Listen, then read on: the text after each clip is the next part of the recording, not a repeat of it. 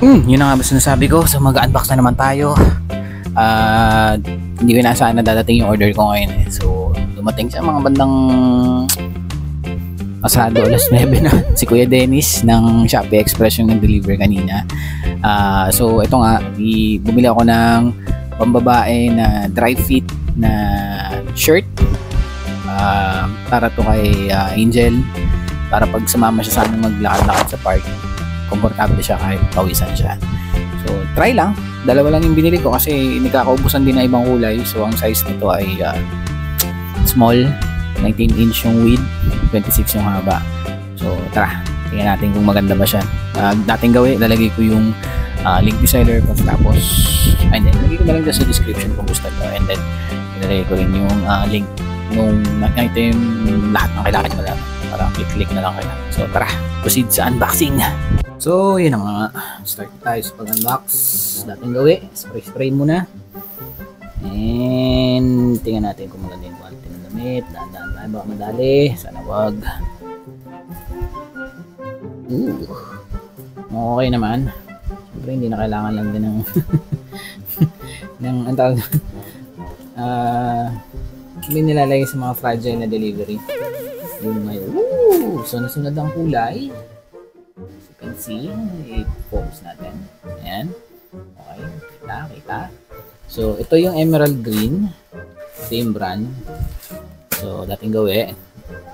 So yan, Crown ang pangalan niya. So anong nakalagay dito sa sulat? Wala, hindi ko magets. Pero bukod doon wala na ibang nakalagay. So ito namang isa is yung light blue. Kalimutan ko kung anong pangalan nito mismo.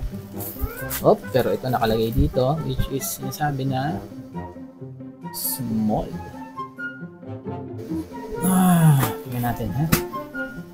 Buksan natin yung light blue kung ano itsura ko ng datingan. So again, ang size nito ay small, parehas. Dry fit, which means kapag tumakbo ka, pinawisan ka, nididikit sa katawan mo at presko lang pakiramdam. Try nyo na ba mag-jogging na naka-t-shirt lang or nag-exercise? Sobrang lagkit, mabigat. So ito, legit naman, dry fit, ba't labas. So yan. Okay, itong part na to, wala namang something, hindi siya makati. Ito yung nakalagay dito. Sabi.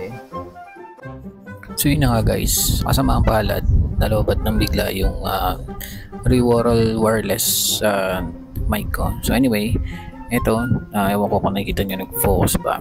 Ayan, sabi dyan is crown and comb. I think ang sabi dyan is comb linen or something. So yun yung blue, okay naman yung tela nya, manipis naman, legit na dry fit nga, and tingin ko hindi ito mabigat pag pinagpawisan. So yeah, masado yung blue. Try natin i-check yung green.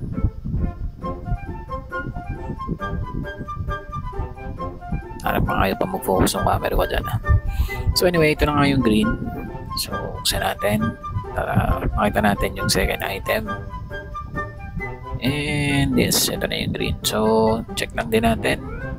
Ito yung napansin ko dito is parang may tas-tas yung likod. Ewan ko kung pinilit nilang tinanggal yung label kasi sa kabila medyo pulido yung pagkakagawa. Ito parang may naiwang ebidensya eh.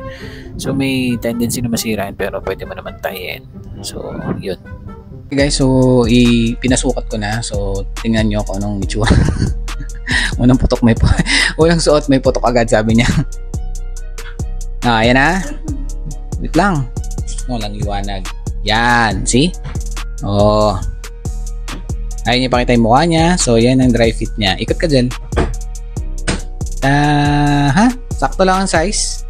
Hindi masyado mahaba, hindi rin masyado masikip. So yan yung small. Sukat mo pa ba isa? Small yan. Oh, yan try daw niya. Sige, wait lang. Ito naman yung isang emerald green. Ito yung sinukat niya. So pakita ko sa inyo kung itsura. Okay. So ayan na nga ang kanyang emerald green. Yung nakikita nyo usok, hindi yan multo ha. Galing sa humidifier yan. Yan. Gel ikot. Again, small size. 19 yung width. Wow, ganong nung. So yun na nga guys. So nakita niyo na yung pagsuot niya, yung pagsukat niya, kung ano itsura. Okay naman, sabi niya nga gagamitin daw niya. Yun yung suspect ko. Gagamitin daw niya pagka naglakad kami ulit sa labas. So pwede niya rin bang gimmick yun eh. Kung may pupuntahan siya tapos mainit yung panahon, pwede niya isuot yun. Again, bigay ko na lang yung dyan yung picture ni yung item dito or doon sa minilitaw dyan, kung magkano yung bili namin, bili ko pala, mura lang yun and legit naman, tapos quality. Siguro kung may napansin man ako kanina doon sa kulay green yung parang tastas sa likod, pero namang habulin ng tahiyan, diba? Recommend ko ba siya? Yes. So kung kung pasok yung size sa inyo, kasi nandun naman sa link ni seller yung haba nung item, yung lapad kada size, hanggang XL yata meron sila. So yun, again, masarap yun gamitin pag summer or maglalakad-lakad kayo, magtatakbo kayo, hindi mainit. So kung babae ka, push-up bra na lang, tas dry fit na shorts, okay na, tapos yun, goods. Ang tawag dun sa mga ganun? Health conscious, basta yun na nga.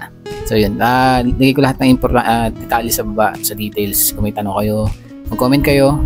Quick unboxing lang to, kasi share lang din, siyempre baka makatulong sa inyo. And huwag nyo kalimutan mag-like, share, subscribe. Meron pa akong 2 video gagawin siguro within this week. Yung sa TP-Link kay boss, yung sa TP-Link kailangan niya daw ng guide paano mag-block, and yung sa paglilinis ng phone cooler. So meron na akong video nun, i-edit ko na lang, medyo busy pa.